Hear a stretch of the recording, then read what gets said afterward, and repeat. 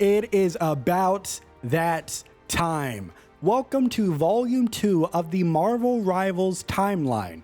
If you're new here on the channel, we have a running series covering all of the lore and the backstory for the game. And these timeline videos help us piece everything together. So this right here is not a finalized timeline because it will only feature the stories that we have covered. Also, another thing I should note is that because this is not finalized, the universe placements are subject to change in the future. Just like how you will see in this video, I made some changes from the first one we did. Now, what we're gonna do first is I will be placing each story we have covered into one of the 4 Chronoverses I think they belong in. And then after that, within those Chronoverses, we are going to place them in chronological order. Also, one final note before we begin, I'm going to be talking about all of these stories as if you already know them. So if you are not caught up on the stories, this is the perfect time to pause this video, go through the rest of the series, get caught up, and then come back here. So before we can place these stories into Chronoverses, we have to first lay out what they are. So we have 4 currently. We have present day, 2099, unstable space-time, and the collapsing timeline. With all of that said, the timeline volume 2 begins where all timelines should, the beginning. And we're going to be going in release order of the series. So first up, of course, is the Friendly Neighborhood Spider-Man. This one is taking place in present day, along with the vampires. You got Johnny Storm, you got Blade, you got Dracula mentioned. Vampires and Dracula, that is going to be the present day specific timeline. I mean, not timeline, the storyline, I mean to say. So anytime you hear vampires, it's pretty safe to say that it's taking place in the present day. Moving on, we have Iron Man. This one's also dealing with vampires. We got Reed Richards, Ben Grimm mentioned, Susan Storm mentioned. This one doesn't involve Spider-Man, but in Spider-Man's story, he wanted to help Tony and Reed with the time stream reintegration device. That is also something that may be exclusive to the present day storyline. So Spider-Man mentioned that, so it links that with Iron Man. So Iron Man taking place in the present day. Also, just want to mention Moon Knight appears in the Iron Man story as well. He wants to do the Mantis formula from the Darkhold. Also, Thor is mentioned. We haven't gotten to Thor's story, that will be after volume 2, but at least in the present day storyline, there is a Thor. Moving on to the Wolverine. Now this one is going to be taking place in 2099. This might be the easiest one of all of them because they specifically identify this as taking place in 2099. So I want to mention that this is not simply going to the future. Gotta give this disclaimer. It's a whole different Chronoverse that happens to be in the future. So it's not just the 2099 of the present day, right? The 2099 universe has their own different past, quote unquote, present day, if that makes any sense. We also have Magneto, Black Widow, and Captain America appearing in this story as well. Next up, we have Cloak and Dagger. This one is going to be taking place in the present day as well because they talked to Reed Richards at the Baxter Building, specifically about the TRD, the Time Stream Reintegration Device, which again, I said a moment ago, that by all the signs I've seen is exclusive to the present day timeline. Also, just want to mention this. I mentioned this in volume 1 as well. I don't want you to forget it. Franklin and Valeria Richards are mentioned in this story. They may pop up in the future. I just want to put that out there. A little bit of an Easter egg. And next up, we have Venom. This one's going to be taking place in the collapsing timeline because we're not in New York or Tokyo. Tokyo is 2099. New York so far has been in the present day. There's no mention of 2099 or vampires, so signs are pointing to this story being in a separate Chronoverse. Now, I chose this one specifically because this story links with, or at least seemingly links with, the Black Panther story, and there's a darkness affecting the gods throughout that timeline. So I think it makes sense to place this in the timeline that's literally called Collapsing Even the Gods Die. That's like the full timeline name of it. Also, want to mention that Magik is in this story as well, at war with the gods. So if you look at all these signs, this point is going to be very interesting to explore later in the timeline when we get to Magik. But you know, you sense a theme here. Someone's at war with the gods. There's a darkness affecting the gods. This all lines up to be in the collapsing timeline. Moving on, we have Loki. This one is going to be taking place in the collapsing timeline as well. Now, in Volume 1, I previously placed it in the unstable space-time timeline, but upon thinking about it more, the theme of this story, like I was just talking about, fits so much with what's happening in the collapsing timeline. You had Loki traveling to different futures of Asgard, and they were taken over. So that fits the timeline, or not the timeline, the theme of Even the Gods Die, right? Also, want to mention that Loki is a king. They refer to him as King Loki in the actual game. This plot point is going to be very important later in this timeline video. Now we move on to the Scarlet Witch. This is Chaos Magic Wanda. This one, I previously placed it in Volume 1 in the unstable space-time, just like I did with Loki. This one, just like Loki, is taking place in the collapsing timeline. Now, before I get into why, I want to mention Doctor Strange appears in this story, of course. Said this in Volume 1. This Doctor Strange in this story is from the present-day timeline. He references vampires, specifically talking about Dracula's curse, which means the Scarlet Witch is pretty confidently confirmed to not be in the present day because it was established Doctor Strange is from a different universe from the Wanda. Also, Doctor Strange says that Chronovium is a crystal in his dimension, but in others, it could be in other forms. So we learn in another story that Reed Richards sees a Chronovium crystal, and that's the clearest one that he's seen. So in the present day timeline, Chronovium takes the form of the crystal. So again, Doctor Strange, talking about crystals, Chronovium, he is from that present day timeline. So Wanda inherently, if you're following what I'm saying, cannot be in the present day, right? Now, this story pretty much takes place in one area. It's very isolated, and a literal plot point is that Wanda has isolated herself. So we don't have a lot of context of her world, other than her universe is constantly trying to rip itself apart. Now, this is where I go back to Volume 1. Volume 1, it's more so I focused on the unstable part of the name unstable space-time as a timeline. I think I focused too much on that because looking at it now, the Chronoverses trying to rip itself apart also fits in the theme of a collapsing timeline. If you're still unclear why I made this change, don't worry about it. Later on in this video, I'm going to give a lot more details once we get to Magik's placement. Again, Magik's story is pretty important to help me lay out what I'm doing with this timeline. Moving on to Black Panther. I previously placed this in 2099. I got flamed. I got roasted a little bit in that Volume 1, which is fine. I was wrong. I admit that. I'm that type of guy. I admit my wrongdoings. That was a slight oversight on my part to place it in that timeline. I don't know what I was doing, but I placed this in 2099 for Volume 1. But again, thinking about it more, Bast in the symbiote reference makes it more likely to be in the collapsing timeline because it fits with what they're doing there. Also, just in case you're like, hey, can this be in the present day? This Black Panther story can't be in the present day because Shuri mentions working with Tony Stark and Reed Richards on the time stream reintegration device, and she specifically says she's working with those guys from a different chronoverse. So again, it's impossible for Black Panther here to be in that present day timeline. Also, want to mention that they were at the Intergalactic Empire of Wakanda, the same place that Wolverine sent Captain America at the end of Wolverine's story, and those characters are in the 2099 universe. I originally thought there was only one of these Intergalactic Empire of Wakandas, but it looks like there could be multiple. That's something I figured out in the comments as well. Right now, off the top of my head, I forget the username, but I appreciate you correcting me on that. Correcting me, but giving me that further knowledge that I didn't have. So this empire could just exist and not be tied to one specific universe or the Chronoverse, whatever you want to call them. Now we move on to the Moon Knight.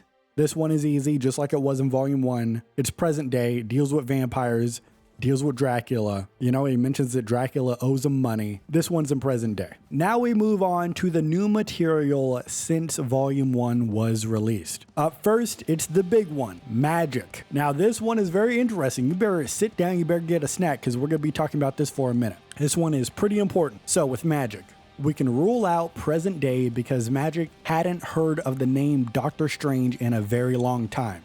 And again, like we mentioned with the Doctor Strange in the Scarlet Witch story, that one is from the present day. Now, here's where things get interesting, okay? Magik's story can very well fit into the 3 other universes. First up, I want to mention that Wolverine appears and takes Magik, Scarlet Witch, and the magical kid who has yet to be named, at least from the stories we've covered. He takes them to Krakoa. And then Wolverine mentions that Magneto meeting the Scarlet Witch will be chaotic. It's gonna be a big moment, right? This could mean that this is the 2099 Wolverine and there is no 2099 Scarlet Witch, which is why Magneto and her meeting would be a big deal, right? However, this is where it gets interesting now.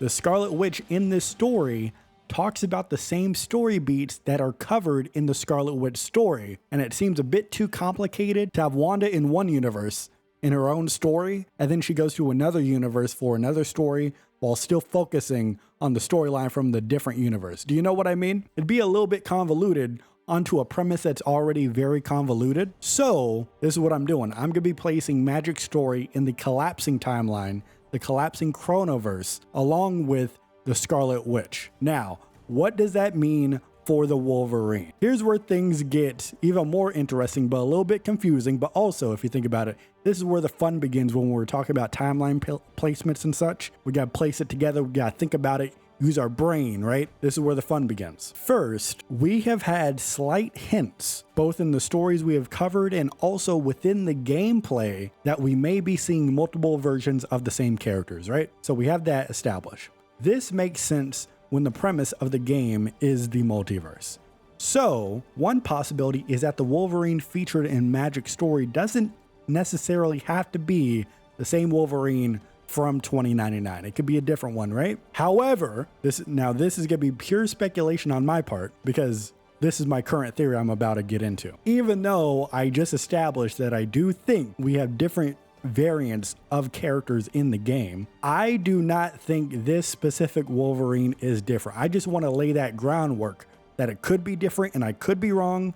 But right now, I think it's the same one because let's look at the context. I'm placing Magik and the Scarlet Witch in the collapsing timeline, right? Eventually, again, this is speculation on my part, this timeline will collapse, right? It's called the collapsing timeline. Now, depending on how the storyline progresses, maybe this specific timeline is prevented from collapsing, but that's a possibility in the future. For right now, it looks like this Chronoverse is temporary inherently. In nature, you know what I mean? So with that in mind, I bring up a big piece of evidence to support this theory I have. Wolverine is in this story because he went through the portal that the magical kid created, right? Wolverine specifically says that the child's powers are dimension warping. To me, at least, this could imply interdimensional travel. Now, this is where my theory could fall apart because if it doesn't include this, then everything just falls apart. But I think I may be right. So I think this includes interdimensional travel. So here's my theory. I think this is the 2099 Wolverine and he follows the kid through the portal to the collapsing Chronoverse. Then Wolverine brings the child, Magik, and the Scarlet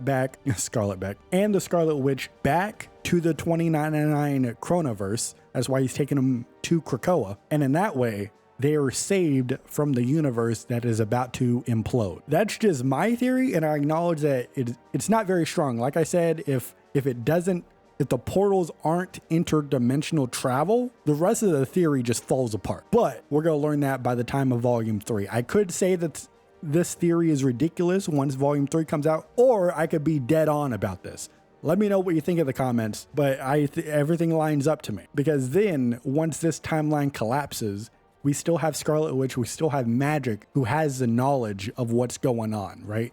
So they don't just get wiped out. Next up, we have Squirrel Girl. This one, again, just like Moon Knight, super easy, barely an inconvenience. Dracula pops up, vampires are there, Moon Knight, Iron Man appear. This one is also taking place in the present day. Next, we have the Incredible Hulk. Now, this one is not taking place in the collapsing timeline because there's no mention of the gods, the symbiotes, the darkness, none of that stuff. I don't believe it's going to be taking place in the unstable space-time because there's no mention of that. And I do not think it's in 2099 because this, again, just pure speculation, or I guess everything in this video is my speculation. But in the 2099 stories that we've covered so far, they have mentioned the time stream entanglement and how they were transported to that time, right? Like Magneto, Wolverine were transported to 2099. Now, the only exceptions so far are Black Widow and Captain America. In Black Widow's story,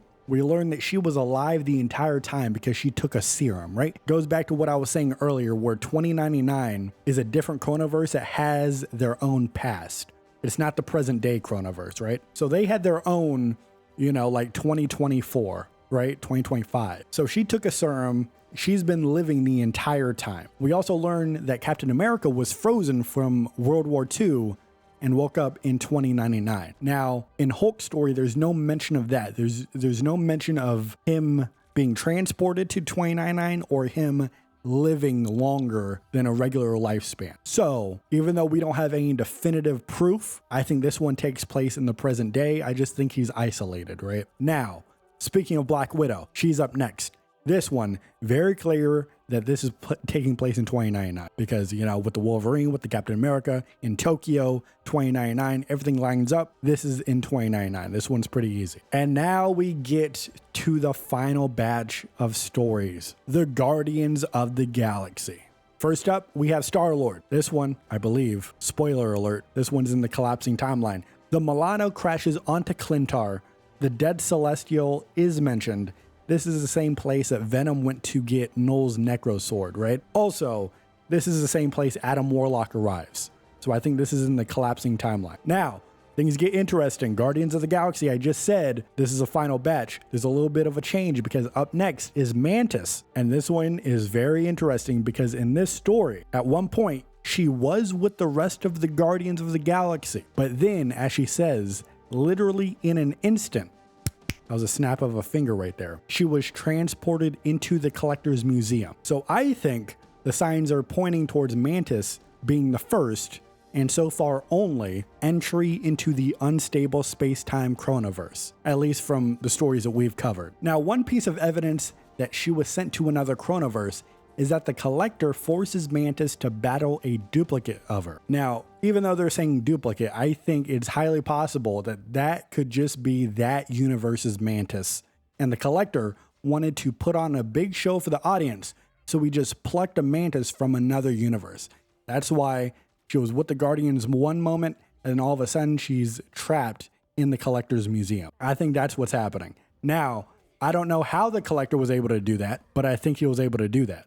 The Collector is just that type of guy. He's able to do that. So I think she so far is the one and only person in the unstable space-time chronoverse. Moving on real quick, I'm going to hit you with a 1-2 punch, right? Rocket Raccoon's story takes place in the collapsing chronoverse, and Groot's story takes place in the collapsing chronoverse as well. Both stories have direct ties to Star-Lord's story with the crash on Clintar. So while it's not confirmed, I want to point this out. It's not confirmed that Star-Lord, Rocket, and Groot are in the collapsing chronoverse. That part I can be wrong about. One thing I can guarantee you is that whatever universe they are in, whether it's collapsing or another one, they are all in the same one together. That's something I could guarantee you. And finally, we move on to Adam Warlock. Now, do you remember when we were talking about Loki and I said that him being king would be important later? Well, look at your watch. You know what? You could even look at a clock. It doesn't even have to be a watch. Get your time. What time is it? Later. All right, so in this story, Odin talks to Adam Warlock, and it's revealed that Odin is in Odin's sleep and Loki is taken over the throne. Now, this helps us place Loki in the collapsing timeline, right? And that's exactly what Loki's plan was in chapter 1. He wanted to put Odin into Odin's sleep. He wanted to distract Thor so Loki could claim the throne. Odin here talking to Adam Warlock, it seems like that plan has already been a success. Also in this story, Bast talks to Adam Warlock. Both Bast and Odin warn Adam Warlock of darkness taking over the universe. And Adam Warlock then arrives on Clintar and is spoken to by the dead Celestial, connecting his story to Venom, Star-Lord, Rocket, and Groot. So, if you haven't picked up on it already, this story, Adam Warlock, is also in the collapsing timeline. Now, this story ends with Adam Warlock essentially declaring war against Null, tying that to his partnership with Venom in Venom's story, right? So that's why I think this is going to be taking place in the collapsing timeline as well. And that is it. That is all of the stories we have covered so far here in the series placed into the Chronoverses. I made some changes. What do you think about those changes? What do you think about the new additions? Am I wrong anywhere? Am I off base? What do you think about that Magik theory? Or, well, so that Wolverine theory I had in Magik's story? What do you think about that?